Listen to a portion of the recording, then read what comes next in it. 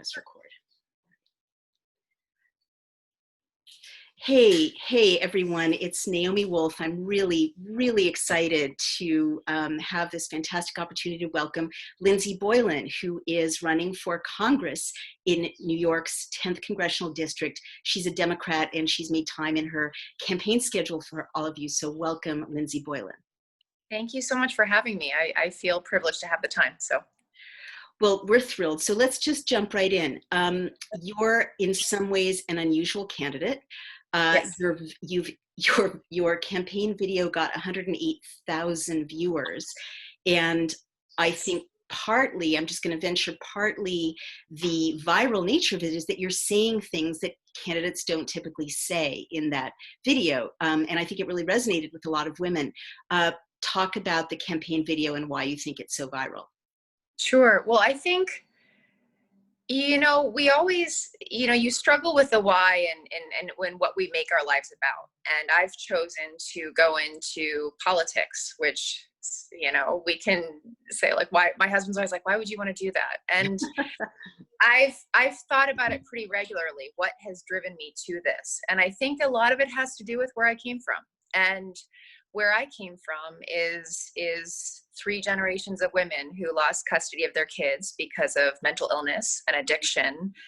And that's not the story painted and tarred on the wall. Like that, the point for me is that's not how it should have been. And the generations of kind of seeing the same story play out because of a number of things gone wrong isn't how it should be. And I think so much about our politics today isn't how it should be. And a lot of the things that end up happening could be avoided if we had better mental health care in this country, if we had better health care, if we had prepared for climate change, if we had a better education system, if we had a social safety net. All of the things we're seeing, and especially now with this public health crisis, we are much worse off than anywhere in the world. And it doesn't have to be that way. We're the wealthiest country on this planet. We're a center for innovation. And there are a lot of challenges we have, and we have to deal with our history. But the one thing we shouldn't be doing is leading from behind, which is what we're doing in every way. And I think you kind of have to show your cards, especially when you talk about things like mental illness. And I can't get away from that in my family. And why would I want to? I want things to be different, right? And so I don't want to separate myself from any of that. I want to be proud of the struggle that people in my family have had. Absolutely. It's very brave. And I think that we're just in a time when it's so refreshing. I mean, we're nonpartisan, so I always have to be careful not to say, hooray. But I think so many women, have lost their children for reasons, and it's always a tragedy, for reasons that are, as you say, are not necessary. Do you mind my asking, because you brought it up. You can ask anything, I'm there. Mental health issues touch all of us. I don't know anyone who doesn't have some kind of struggle like that in their family or in their own lives. Do you feel like though some of the women in your family might not have lost custody of their children if they had gotten the right kind of help? Was it medical help? Oh, yes. A number of things. I mean, in my grandmother's case, I don't even know the full story, because for so much of this country's history, we have been penalizing women in every possible way, in terms of homeownership, in terms of being able to be independent and be the captains of our own ship in our own lives. That hasn't been the case. That's why I think, films like Girl Interrupted, things that talk about sort of the role that women have played and have not had a seat at the table are so important. I don't really know what to make of some of the history, because it absolutely probably would be different. And so rather than kind of, like say my grandmother, this is who she was and this is why it was a problem, it's more, how heartbreaking that so many generations have had to deal with a system that didn't work for them and didn't help them, even though we are supposed to be the people for whom government is created. And I think women have been at the bottom of the feeding the fish tank for so long. Right. Well, let's take that then to something that really distinguishes you on social media. You really call it as you see it in a way that, again, is not typical of kind of nice girl politicians or would-be politicians. Yes. You're running Yes. Jerrold Nadler. He's a very established Democrat. You're a Democrat. And you are coming out guns blazing. Always. Calling out on misogyny. And you use that word misogyny. I did a double take this morning. Like, whoa, she said it. She went there.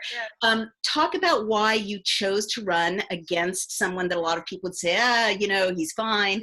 And why are you being so, and I think you're very right to, of course, but being so forthright with the gendered rage in your. Sure. I'll say two things about that. And I love this question. I really do.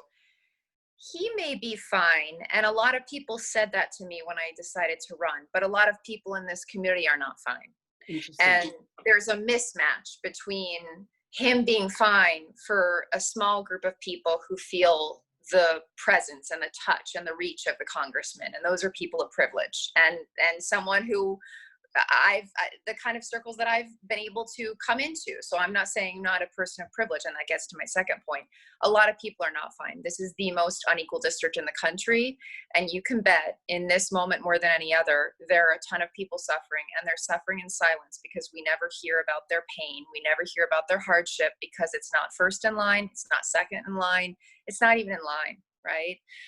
The people who are in line are people whose companies are Fortune 500 companies, who have other sources of liquidity, who have friends and family who can support them if they have to leave their apartments, all of these things. That's not the reality in this community, and that's not the reality in this country. And from the beginning, when I decided to run, I received a lot of pushback. And I think there was this moment, but it's been kind of my whole life. At every moment, my mom was a 16-year-old pregnant, and she became a mom to my sister at 16. My dad was on food stamps in Queens, became a Marine. They both lifted me up on their shoulders. And it seems every person in my life has lifted me up on their shoulders. If I don't change the system with the tremendous privilege of being lifted up on other people's shoulders, then I'm not worth all of that effort. And when I've had people come at me and say, how dare you run, or who do you think you are? I'm really not thinking, I think I'm so great, because we all have these insecurities, right? I'm thinking, if I don't do something about this thing, if this happens to me with the tremendous privilege of life I've had to go on and live beyond where I came from, what happens to all the women, all of the people, all of the communities, immigrants, communities of color that do not have the ability to advocate for themselves the way that I've been able to? And it pissed me off. And I've been, I get that pretty quick anger every time I encounter a situation that I know would really hurt someone who didn't have my level of privilege that I've come to enjoy in my life. And I just get pissed, and I'm unwilling to not call it what it is. And I think being pissed is fine, as long as you use it constructively. Yeah. Absolutely. Well, we're certainly in a time, I see this cliche a lot, that with the pandemic, the fissures or the rifts in American society are quote unquote becoming visible. It sounds like to you they've always been visible, and you want to do something about it. You say that the 10th Congressional District is the most unequal in the country. Did I hear you correctly? Yes. Yeah, I think it was Forbes that called it that. I'm sorry? Forbes called it, a year or so ago, I think, the most unequal, and it's tied with one or two other districts, but it goes from basically Columbia University's main campus on the Upper West Side, all the way through the Upper West Side, Hell's Kitchen, Chelsea, pretty much all of the Village, Tribeca, Battery Park City, all of Wall Street. Wow. And then it jumps over into Brooklyn, and it has the coastline of Southern Brooklyn, Borough Park, Kensington, pieces of Sunset Park, and Midwood. So it's a very, gerrymandered district. There are like 25 totally different cultural, demographic, economic worlds in that congressional district. And they all deserve to have someone who shows up, is present in their community, and listening. Yeah. Constantly. So how do you feel Jerrold Nadler has not shown up for his constituents? Just anecdotally, I'll say one thing. So I worked for the state of New York. I worked for the governor directly in my last year of state service. And in the 4 years I was at a very high level as Deputy Secretary for Economic Development, I saw the congressman once at one single event. And that's just anecdotal, but let's just talk in big terms.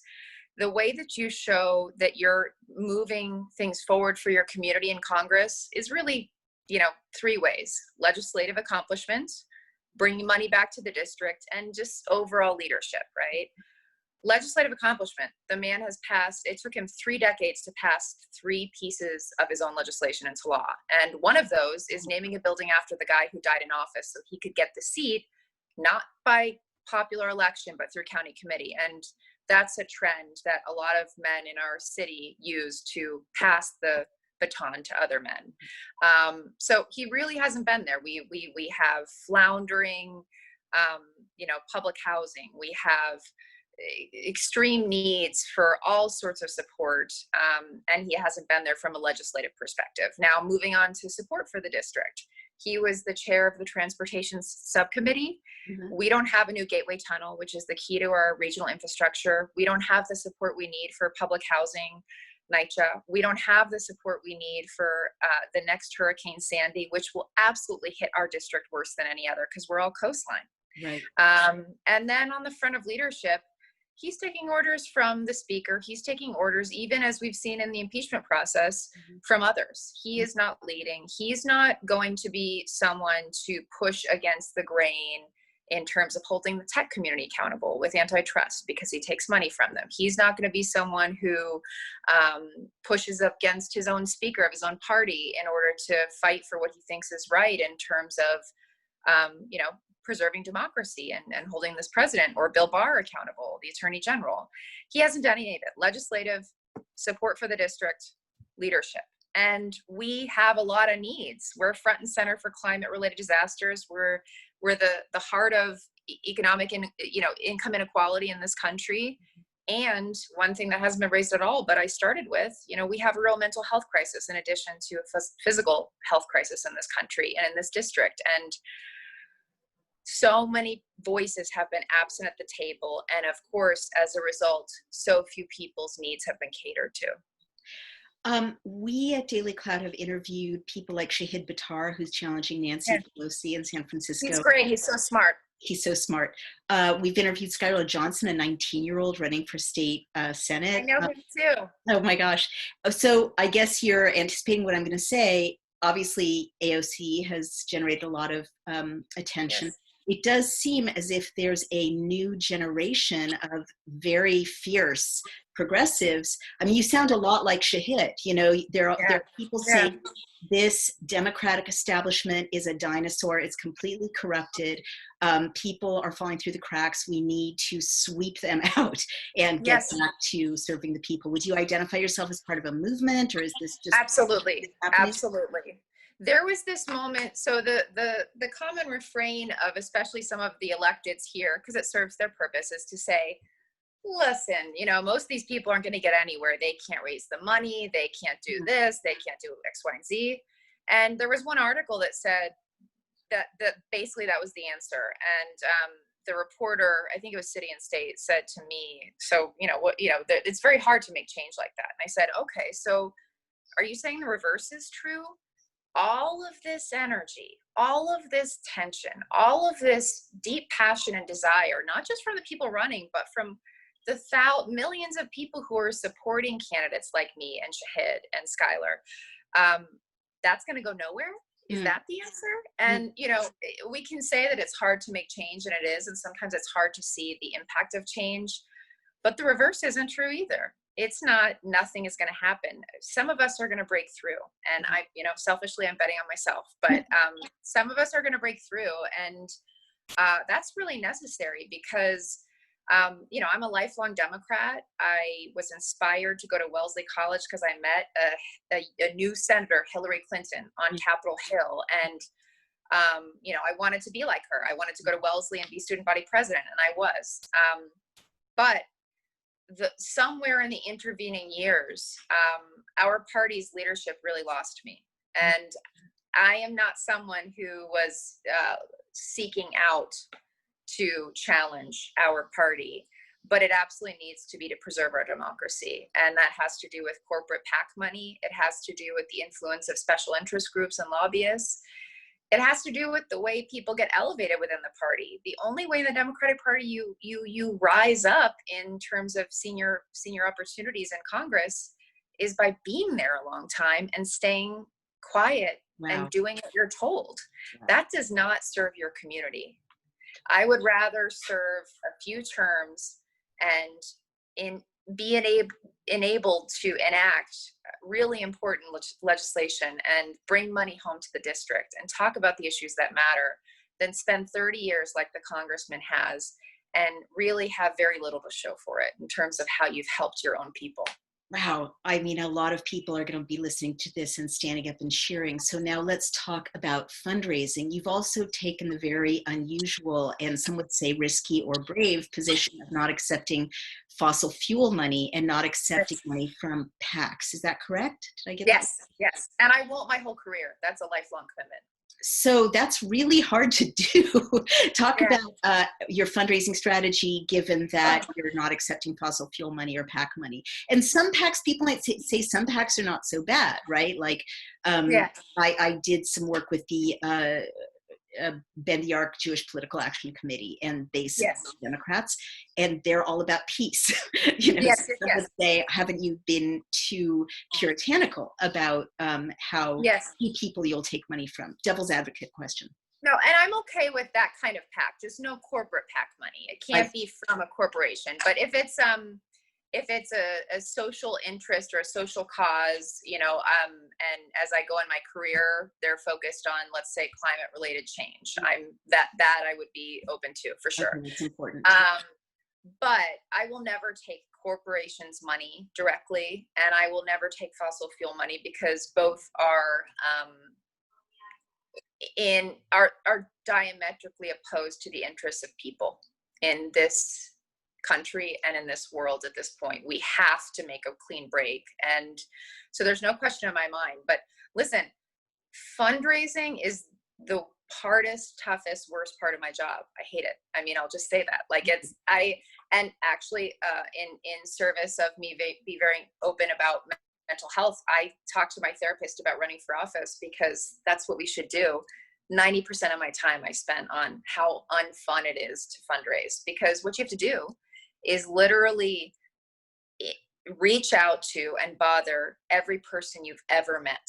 Wow. Every person I went to business school with, every person I worked with, every boyfriend I've ever had.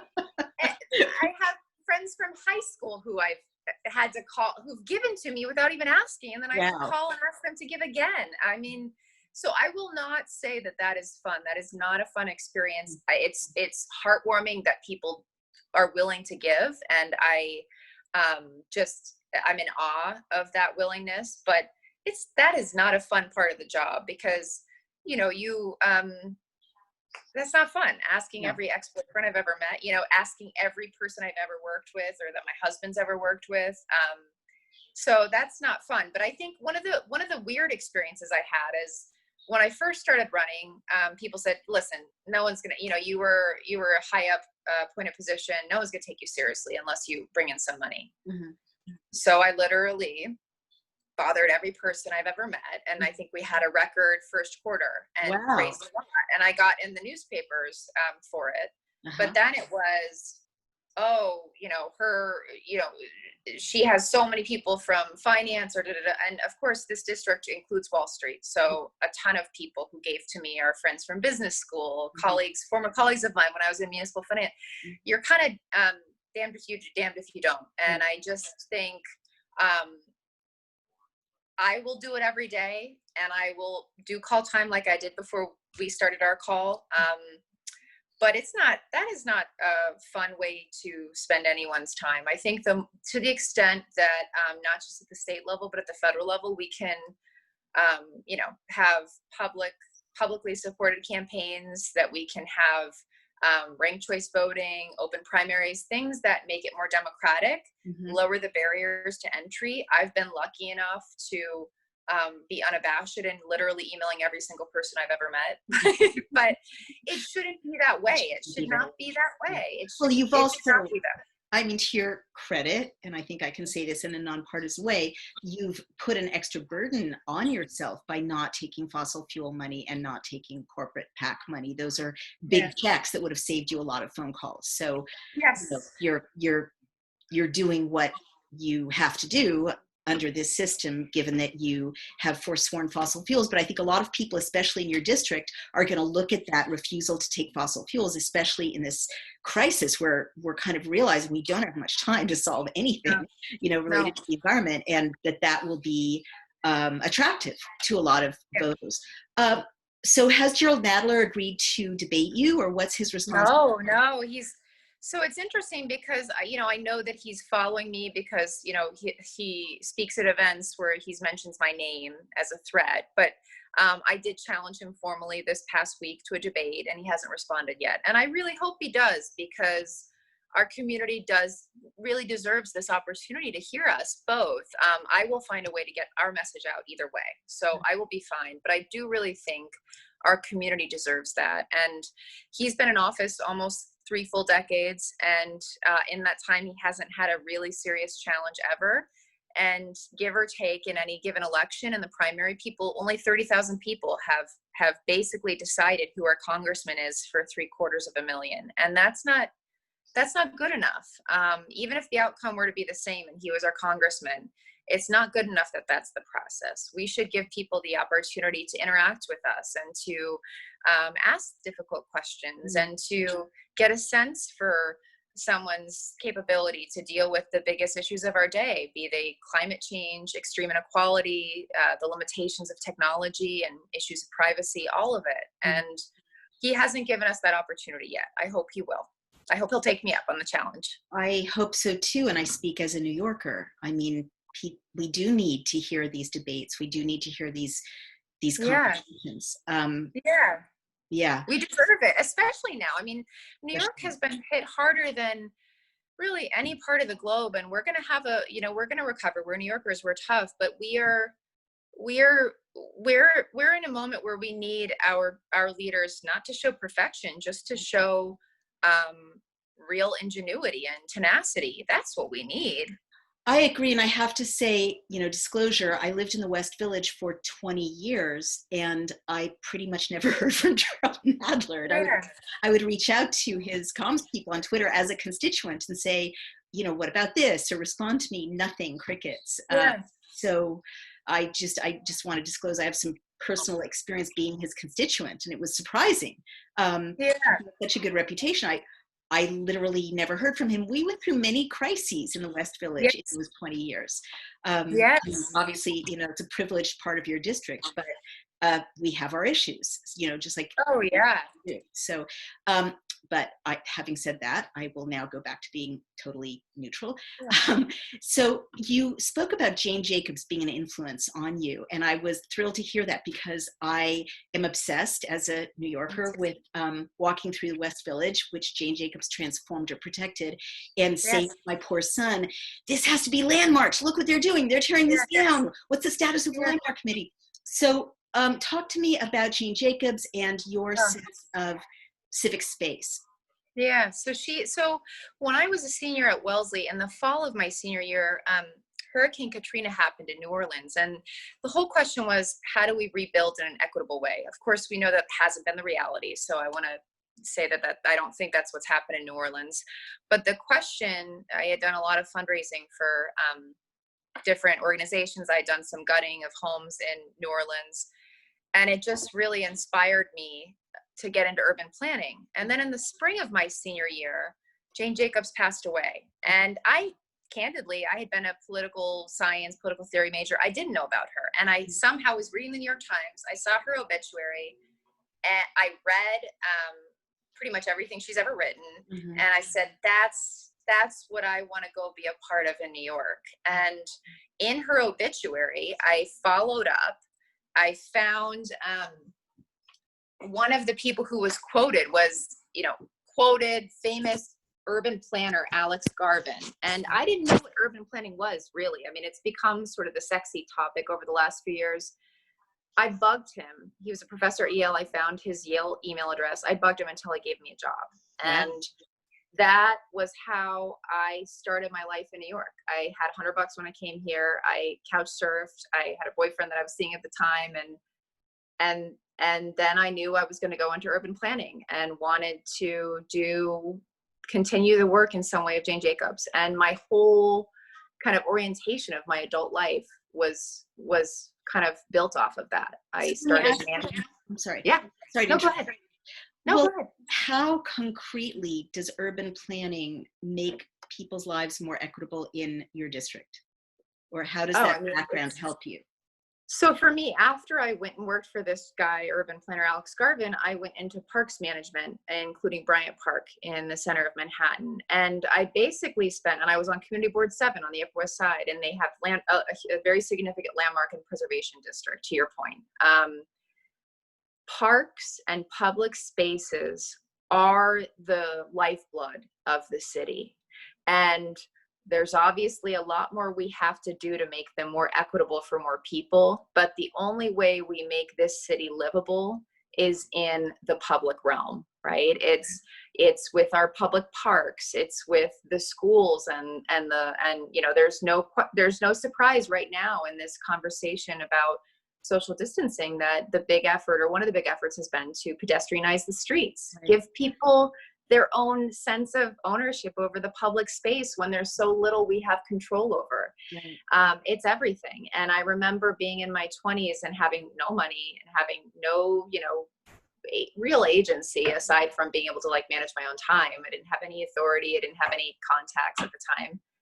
And I would go sit in Central Park on my weekends, bring some cheese, read a book, sit with friends for hours. Not only did I spend my life on working and managing public spaces for the public, but then that's how I spent all my weekends. It was my life for so long. And now having a 6-year-old daughter, that is our life again. I mean, that is how we make cities livable, is by increasing the number of trees, increasing the walkability of the sidewalk, making things like the MTA work effectively, having dedicated bus lanes. All of the infrastructure should be directed around making it easier for people to live.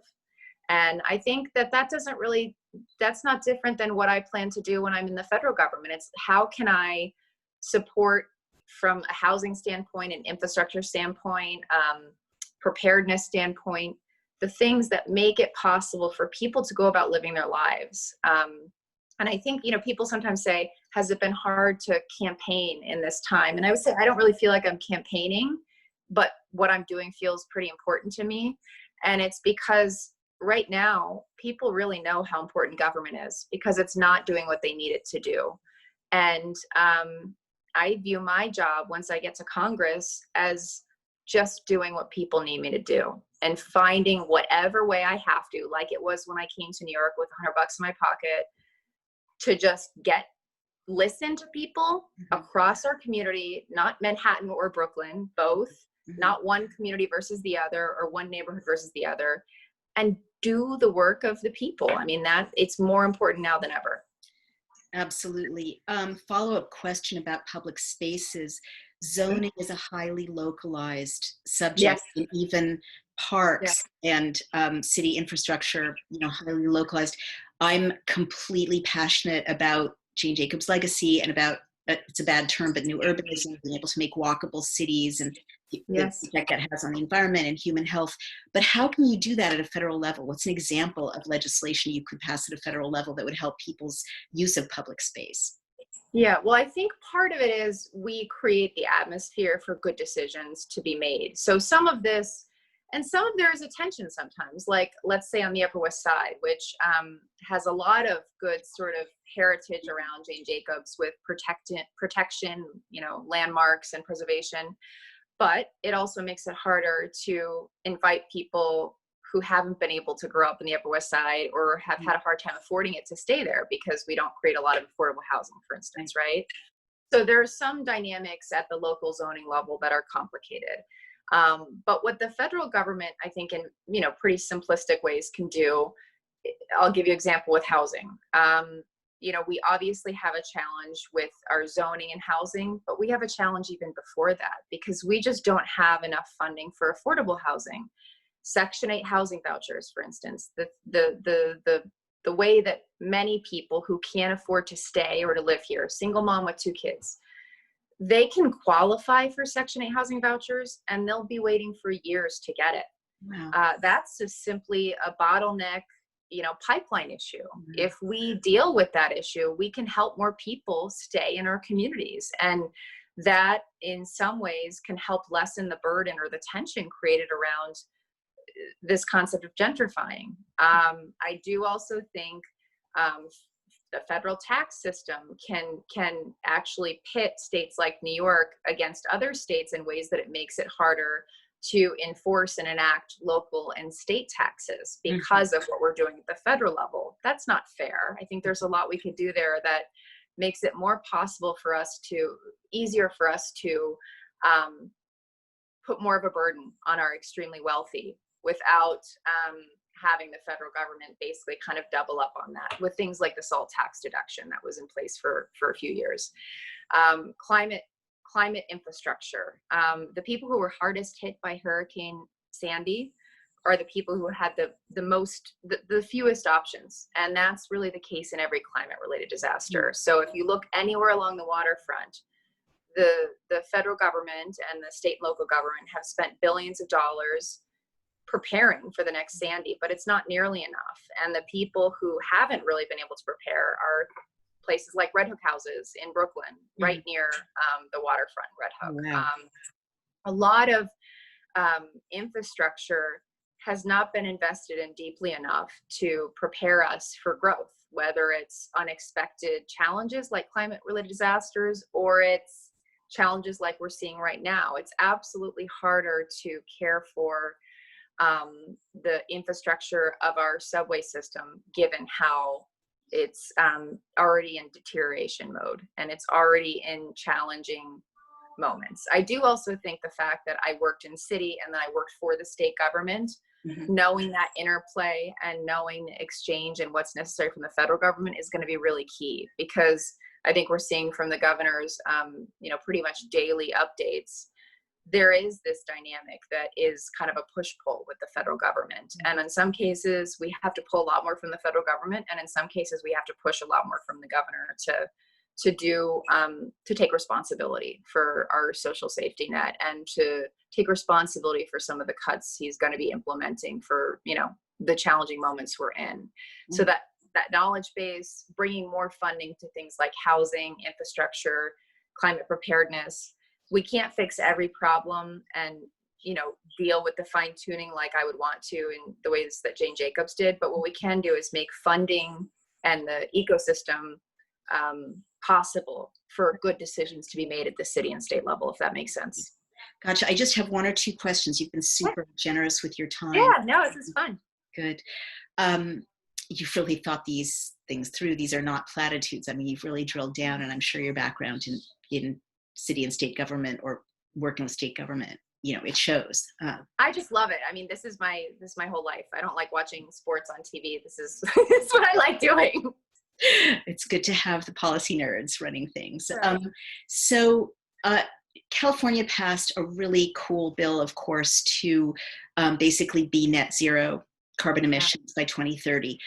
Do you ever see New York replicating that kind of policy? And would you lead the charge to create climate change bills that would Absolutely. emissions? Absolutely. And I think that's a great example. California has really led, and New York has as well, in terms of preparing the infrastructure, turning away from fossil fuel related infrastructure.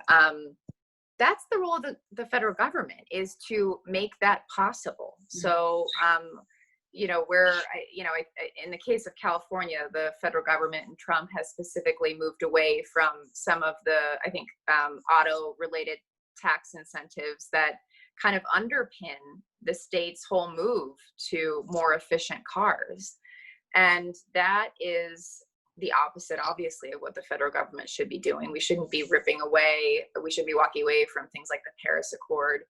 The whole point of the federal government, in many ways, is to, in this, you know, state system that has a tremendous amount of independence and local management, is to create the possibility for people to do what they need to do within a framework of moving away from fossil fuels. So obviously, we do need a president and an administration that rejoins the Paris Accords, that has a real EPA director, that doesn't cut down on a lot of the corporate, a lot of the changes that were made to move away from environmental responsibility. There's a lot we should be doing to incentivize that at the federal level. But it's not just in automobiles. I mean, in New York, the biggest contributors to emissions and to climate related challenges are in our buildings. And so it's no surprise that the city council passed, pretty cutting edge legislation on getting to, net zero, a climate related, energy output. Mm-hmm. That's really hard to actually get anywhere if you don't have the backup from the state, really from the federal government. And that's what the federal government's job is to do. And I think particularly in urban centers, there is going to be a moment, and I don't want to use the term opportunity because that's, that we're in such a challenging moment for so many people, but there is going to undoubtedly be a tremendous amount of investment in infrastructure of some sorts in the next 2 to 5 years. Mm-hmm. We're not in a fiscal contraction. We're going to be spending more money if we need to. And a lot of that should be spent on thinking very differently about our infrastructure and gearing it towards the challenge that's right in front of us with this climate disaster. Yeah, I'm going to jump in with that for people who may not know what you're talking about. The city council passed a resolution to put solar structures on top of new buildings, as I recall. Yes. And I think what you're saying is it takes state and federal enforcement and investment to actually make that happen. Is that what you just said? Absolutely. And, if you really want to have an impact, that's just for, preparing new buildings and not grandfathered into the system. Mm-hmm. If you really want to have an impact on the larger energy footprint, we have to do a lot more infrastructure work with existing buildings, with existing infrastructure, with the existing everything that we have. And that's going to require a lot of money, but it's also a huge jobs program.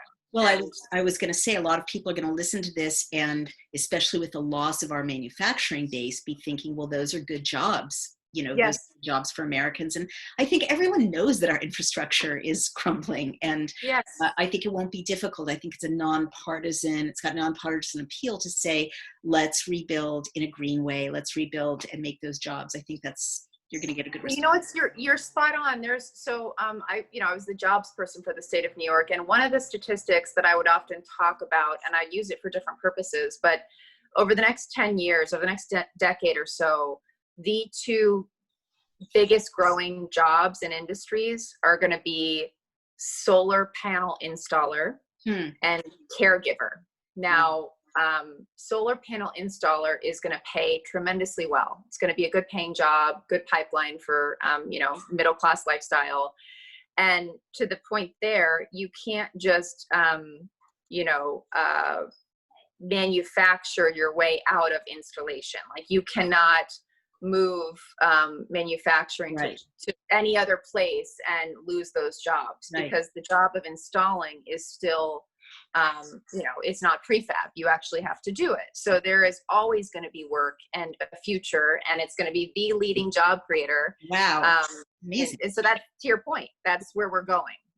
And the other one is caregiver, and that's paying really poorly. And, that's another piece of this dynamic about what we value and how we value it that I think we really need to work on. But I think that those two jobs as the emerging future say quite a lot about opportunities and challenges. They really do.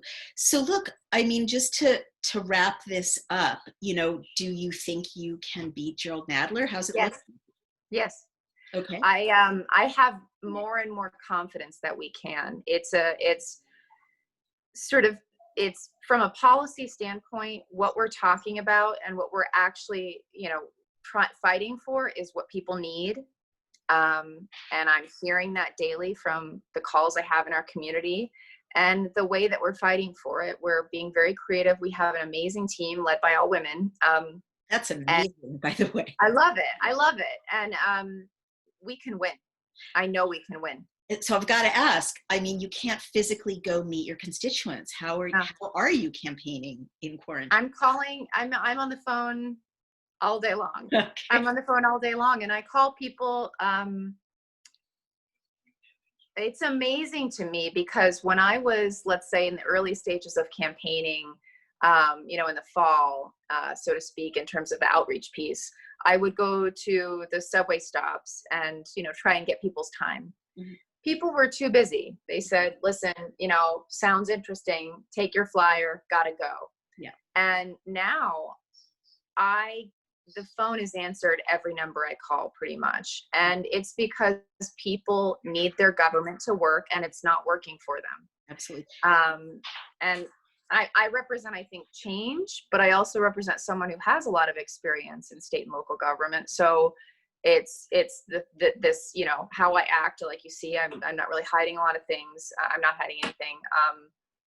Is pretty forthright, but it's not as if I don't come with a fair amount of, previous experience to say, I'm going to fight for you for this. And that's, right. I am so energized by what's happening now because it's so important. And there's not a moment to waste in helping people. People really need help. Right. Well, that's a powerful note to end on. It's Lindsey Boylan. If your would-be constituents want to reach you, they can go to your website. Yes. Which is Lindsey Boylan. LindseyBoylan.com. And thank you so much for spelling out this very, trying to be super neutral, but it's good to hear a candidate of anywhere on the political spectrum speak with such passion and detail about a vision for the future. So best of luck to you. And we want to follow you at any point if you want to come back and tell us how it's going. I would love that. We'd love to talk again. Thank you, Lindsey Boylan. This is Naomi Wolf and Daily Cloud. Thank you so much. Thank you so much, Naomi. Bye-bye. You too. Bye. Thank you.